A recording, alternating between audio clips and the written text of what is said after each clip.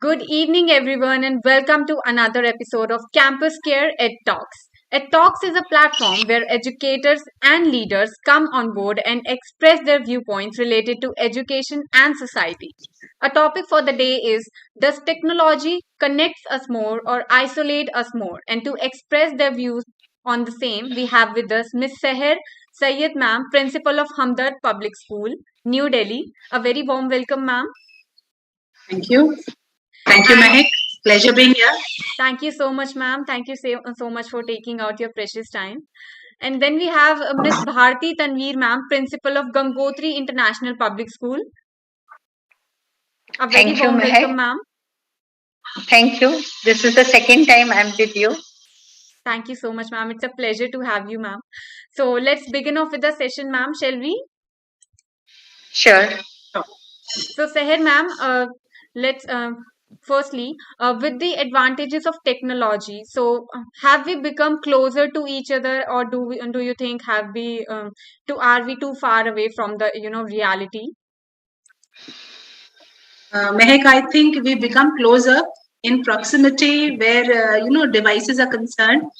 You can easily connect. Like today, we are able to connect with each other. Yes. But where again there is another side to every coin has a different side. So where you see people have now become glued to their devices, and there is not a lot of connectedness or communication happening at homes or in school. People have started preferring, and where education is concerned, I see children also now adapt with the online mode of functioning in the classrooms, and they prefer that. They don't want to come to school. This is what I saw. It's just been one month, and then we're now having summer break. But many of the children do not turn up, and then the parents also, they've seen the convenience, and they said that, ma'am, why not have online classes instead of having, it's so hot in Delhi, so let's have online classes rather than having offline classes. So both ways, I think there are barriers also, and then there's connectivity also. Thank you, Seher, ma'am. So, Bharti ma'am, my next question, relates to the same answer Seher ma'am just gave us. So, the students do not want to come to school because it's very hot. So, do you think the use of technology that we are using should become mandatory in the schools also? See, first of all, I would say that we cannot blame technology at all. Moreover, technology does not isolate people. It's the people who isolate people. Yeah. So it should be there in school because the child, even a toddler, is getting used to it. And it is an effective way for us to connect with students of all learning styles. When we show something in 3D, in the virtual reality, children understand it much faster. The classroom instruction becomes much more simpler. And integrating technology in education also helps students stay engaged. Like most of the students today have been using mobile devices like tablets and smartphones. So it's a logic that they should stay connected with it. Yeah. And moreover, CBSE also talks about the digital citizenship skills for the students.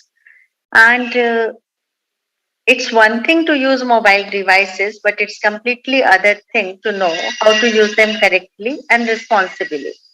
So as educators, we can't shun away from it, but at the same time, we should ensure that children should know how to use the technology in the right manner and maintain a balance with the real life, and should not be totally glued to technology, because social interaction is very important for healthy development of an individual. Indeed, ma'am, one should be not to, glued to the technology only.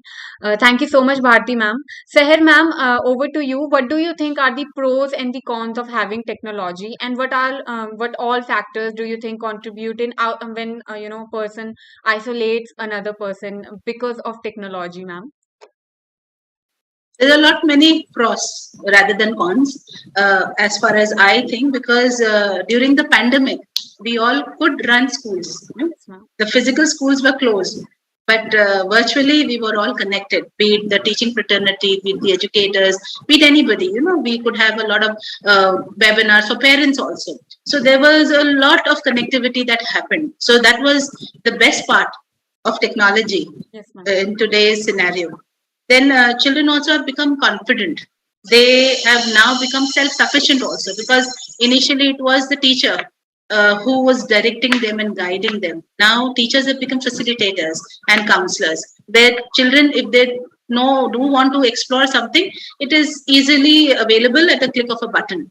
So that becomes an added asset to us, because information dissemination is very important for the children, and also to update themselves and also upgrade themselves, knowing the career choices, what they all over the world. Now you can just connect not only nationally, it's internationally also. Children have also joined a lot of competition, be it creativity, be it academics, anything. They've all explored these fields, and they have utilized it also fully. So that was very good. We saw children in advanced mode, I would say, because initially I think it would have taken us, if the pandemic would not have happened, it would have taken us around 5 to 10 years to come to this stage. That's true. Bharti ma'am, would you like to add something to it? Would you like to? Digital. Hello? Yes, ma'am. You are not audible. Please continue, sir, ma'am. Okay. So digital fluency has come a long way, and it also prepares the children to become fluent and communicating with each other and exploring a lot of avenues that are available on the internet. So I think that these are the pros of technology. But yes, again, where the cons are concerned, distractions, a lot of distractions have happened. A lot of, socially, they have been able to isolate themselves also, a lot of socialization now, because I've seen children wanting to be with themselves only. They don't want to interact with people. They want to be secluded. So that also has brought in with a lot of, technology. Then socialization, then teachers training also happened where the process concerned. But then training of unfair means also happened. That was the cons of technology, because children now prefer to give assessments, on the online mode, because they have found a lot of ways and means to clear the examination. Where now, when CBSE, there was a lot of hue and cry from the student side when CBSE declared that you're going to be having offline examination. So that brought a lot of cons to the education world, because many children used a lot of unfair means. So that again degraded the value system that we want to generate being educators. So I think everything has two sides. Again, I would repeat, but we have to ensure that children are directed in the right manner, and using technology is always going to benefit them. That's the reason why hybrid mode is now being talked about, that we should have hybrid classes. The best part that happened for me was, we have a teacher guardian system in our school, where we connect with the parents and the children. Now Delhi being a big place, and the distances are high, so this became a very easy mode for us to communicate with the parents also and with the child. So that really helped us. Yes, ma'am. Thank you so much, Seher ma'am. That was a really wonderful brief by you. Bharti ma'am, over to you. What do you think are the pros and the cons of having technology? Would you like to add something to it? See, advantages are unlimited, because we are having this session with technology only. And you are able to reach thousands of people because of this technology. If we can just take care of one aspect, that being connected with technology, that is very good, that is excellent.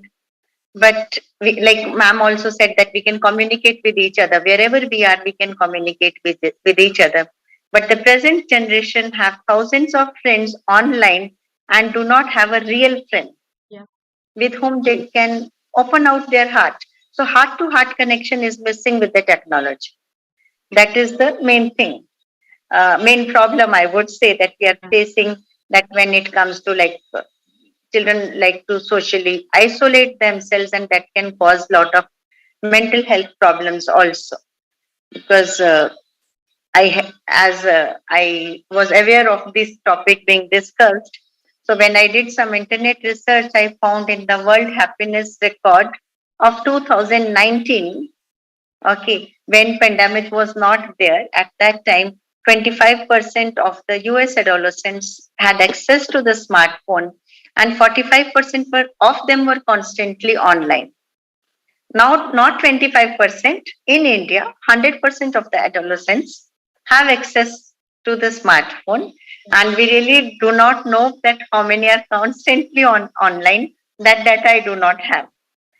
So, moreover, we also see that even at workplace, especially in the private organization, whenever people are getting the opportunity to work from home, or like ma'am was saying that children prefer to have the classes at home. See, at home they can have their AC on, and they can sit in the bed or wherever they want to have to take their class. So this is primarily making the people away from each other. They are missing the social connection, which is a primary human need. So if we look from the psychology point of view, this need, the social connection need of each and every individual must be met. Because if it is not met, then they suffer from disengagement, they suffer from loneliness, and even at times the self-worth also. So because of this online mode, there are many students whom we have to refer to the counselors because of the problems they are facing, which was not there 2 years back. So seeing these things, I feel that if we can make them aware, or like for children, if we can limit the time, okay, 1 hour in a day is enough. Yeah. Beyond that, if you go, then it is not permitted. I mean, whether we say 1 hour or half an hour or whatever, but they should not be sitting with the devices throughout. Because the more and more we rely on technology, whether in school or at our workplace or at home, when we rely on it to perform our duties, then more and more we are moving away to spend time with each other, to interact with each other. See, I'm enjoying this session with you, no doubt. But just think that if there was some round table conference in which we all were present, so then we would have formed the connection. Maybe I would never get the opportunity to talk to both of you in this system. But if we were physically there at one place, we would have definitely connected at a later stage also. But we would not have been able to connect to so many people which you are able to connect now. Yeah. So both the things are happening at the same time. Yes, ma'am. Thank you, ma'am. Yes, it has its own pros and cons, ma'am. Thank you so much, Bharti, ma'am. So, Bharti, ma'am, over to you. Lastly, what do you think technology is instrumental in bringing gaps in reality, ma'am? At times, it does bring gap in reality. See, with the virtual reality and artificial intelligence, there are so many things which we can create which do not exist. So that does happen, but see, still we cannot stay away from technology. Where we have reached today, and whatever we could achieve in these 2 years, especially in the field of education, that was a tremendous achievement. So we cannot stay away from it. Whatever the gaps might be there, definitely now we have to bridge those gaps. But we are eagerly waiting to interact with our students offline. Yes. And thankfully, my school caters to, you can say, middle income group, and we generally get the students back to us. The problem we face more where the children are from very high income group and they have lot of reluctance to come. Yes. In Bangalore only, like we have a DPS where in a class of 40, only one or two were reporting. I mean, together from all sections, okay, still they had 25, 30. But in our school, we had 100% strength reporting. All 100 students from each section, they were coming to school. So Wonderful. we want them to be physically present. Yes, ma'am. Yes, ma'am. Otherwise, it creates lot of gaps. And it has happened more so, especially in mathematics, where teacher could not see each and every step being done by the student. And children have lost their communication skills also. Yes, ma'am. Discipline is the other thing, which we see that they are finding it difficult to sit in the class for so long. True. True, I second with you, ma'am, because discipline is an issue. Communication as also writing skills, because Yes. where they've started using a lot of, the tablets or their laptops or phone. So they've lost on the writing skills. And now when they're unable to sit and write, if you ask them, they just do it for 5 minutes and then they become fidgety. And we had also observed that initially when the children came back to school and when they had to write an examination, I'm talking about 10th and 12th, the first pre-board was a disaster because they were literally sitting and they were just peeping. They were looking, giving a blank stares. So it was something which really made us think that how do we cater to these children and how are we going to mold them or prepare them for the board examination. So the teachers were having a tough time. We also did a lot of mind-boggling exercises to bring them back to studies. That was the most, I would say, reality check point for all of us. The technology. We started with the mock exam for the junior classes, and for the senior ones, it was like pre-board for 10th standard. So we had quite a few rounds. We gave them at least 6 to 7 rounds. We too. We also, I think each school must have. They get into the practice of writing. Children did not know how to write for 2 hours at a stretch. True. They've lost practice, and I think Google Assistant and the voice overs helped them a lot during the assessment because this is what we could gauge from the marks that they got in the offline mode and the online mode. So it's really, it was an eye-opener for all of us, and I think as educators, and we have started bridging that gap, in fact, and it will take some time for us. Because, now like for homeworks also, we've given them to revise their own chapters.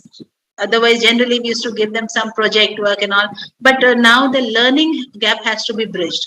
And that's why we're all focusing on academics now. Because other things come secondary.